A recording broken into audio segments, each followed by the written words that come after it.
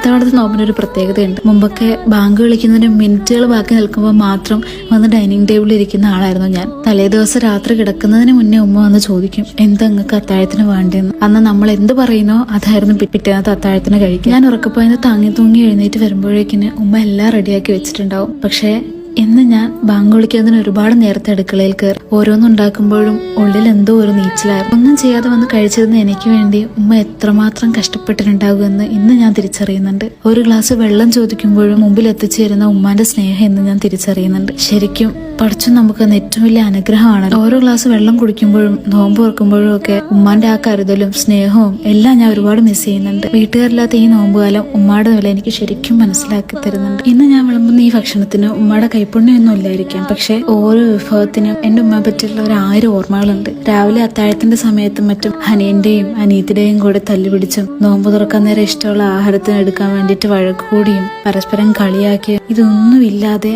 ഈ റമളാൻ അതെന്തോ ഒരു വലിയ ശൂന്യത. അന്ന് അടിയുണ്ടാക്കി കഴിച്ചിരുന്ന ഭക്ഷണത്തിന്റെ രുചിയൊന്നും ഇപ്പോഴത്തെ ആഹാരത്തിന് എനിക്ക് തോന്നുന്നില്ല. എന്റെ ഓരോ പ്രാർത്ഥനയും ഉമ്മായും ആ വീടും വഴക്കുകളും എന്റെ സഹോദരങ്ങളും ഒക്കെ ഉണ്ടാവും.